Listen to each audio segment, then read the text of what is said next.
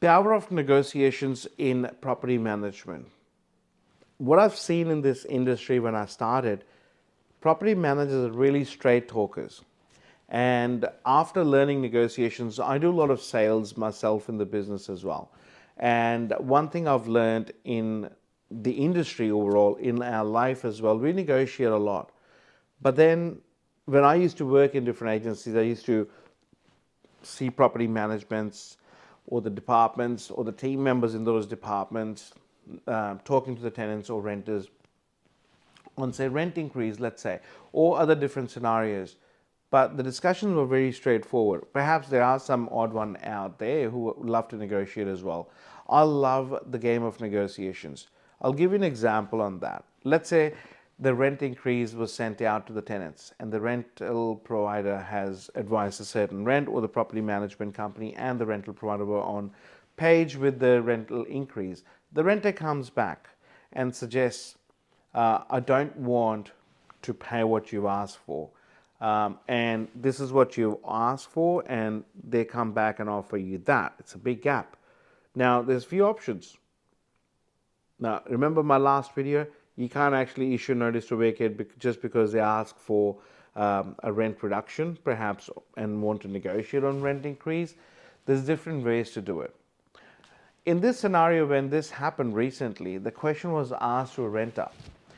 Mr. Renter, I appreciate you being so reasonable and coming back and wanting to discuss this amicably and come to a conclusion.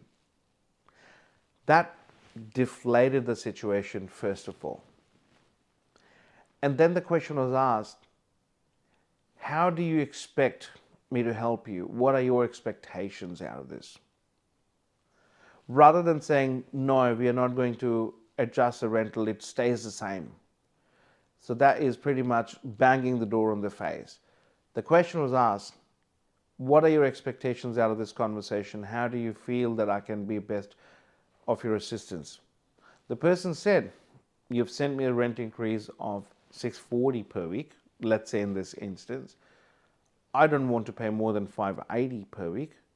And there are other properties in the market who are asking for $550 to $580 per week. That's great. That's a great outcome. Have you applied on one of those properties? Questions always gets answered. Statements get judged. Have you applied for one of those properties? No. Why haven't you? Because I wanted to see if we can come to a conclusion here. I said, okay, great. So the question I would like to ask you again is, if we come to a conclusion, you would like to stay here? The answer was yes. The next question was, why would you like to stay here? If the things don't come to a conclusion, would it be hard for you to vacate the property? Is it because of the moving cost? Would it affect your family life? What are the things that would not be ideal for you? Again, it was peace, comfort, and obviously the life is going on in a smooth way. But again, at the same time, we need to be ready, as I said, with our facts as well. So we already had comparable rentals around in the marketplace, which we were able to nicely put across as well. The question that was asked the renter is that, how can you justify me going back to the rental provider, or how do you expect me to go back and ask for rental reduction when I can also see there are some properties which are rented above that? And the properties that are advertised in the market at $550 to $580, have you inspected them? Are they meeting the same condition? Are they in the similar location? And also, if you haven't applied, what's the guarantee that you will get them? How many other applications will be on that property? So you got to make them understand and educate them as well. And at that point, the person said, okay, well, how about we come to $620 per week?